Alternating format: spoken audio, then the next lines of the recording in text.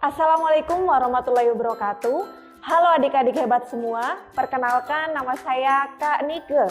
Saya adalah seorang pengajar Bahasa Indonesia. Pada kesempatan ini kita akan membahas materi mengenai gagasan pokok dan kalimat utama. Apa itu gagasan pokok dan kalimat utama?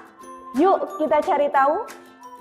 Gagasan pokok adalah inti dari sebuah paragraf. Ketika kita akan mencari tahu gagasan pokok, maka yang pertama kali kita cari tahu dulu adalah kalimat utama. Kalimat utama letaknya ada 3. Kita singkat saja A, B, dan C. A berarti awal, B belakang, dan C campuran. Ketika kalimat utama letaknya di awal disebutnya paragraf deduktif. Ketika di belakang namanya paragraf induktif. Yuk kita pelajari satu persatu. Ketika letaknya di awal sebuah kalimat utama, ada 2 hal yang menandainya, yaitu yang pertama adalah adanya kata repetisi atau pengulangan kata di kalimat kedua. Lalu yang kedua adanya kata tunjuk. Apa saja kata tunjuk? Ada kata ini, itu, tersebut, nya, dan pun. Jadi, ketika kita ingin mencari tahu gagasan pokok dalam sebuah paragraf, sepanjang apapun paragrafnya, kita cukup baca kalimat pertama dan kalimat kedua saja. Apakah di kalimat kedua ada repetisi atau pengulangan kata? Atau adakah kata tunjuk? Ketika ada keduanya atau salah satunya, maka kalimat utamanya letaknya di awal atau paragraf deduktif. Lalu, yang kedua letaknya di belakang. Ketika letaknya di belakang, ciri yang menandainya adanya kata simpulan. Apa saja kata simpulan? Seperti yang kita tahu ada kata maka, oleh karena itu, dengan demikian, oleh sebab itu. Itu adalah contoh kata simpulan. Ketika ada 4 kata tersebut, maka letaknya kalimat utama ada di akhir atau disebut dengan paragraf induktif. Ketika di awal dan akhir ada, namanya disebut dengan paragraf campuran. Berarti kalimat utamanya ada 2, di awal dan di akhir. Untuk lebih memudahkan kita belajar mengenai gagasan pokok dan kalimat utama, kita akan membahas soal berikut. Adik-adik hebat, perhatikan contoh soal berikut.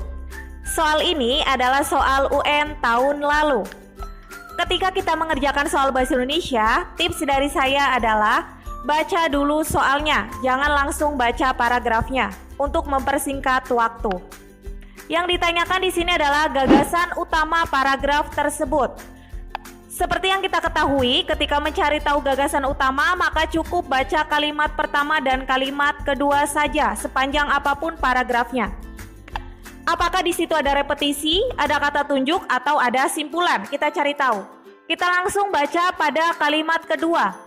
Gunung ini terletak di daerah istimewa Yogyakarta dengan ketinggian 2.968 meter dari permukaan laut. Di situ ada kata repetisi, gunung. Ya, gunung. Karena pada kalimat pertama ada kata gunung juga, berarti ada repetisi. Lalu apakah ada kata tunjuk? Ya, ternyata ada, yaitu kata ini, gunung ini. Ini merupakan kata tunjuk.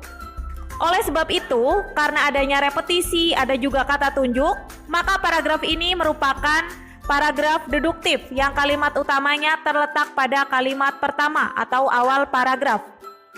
Kita langsung lihat pilihan gandanya. Gunung tidak aktif di Indonesia.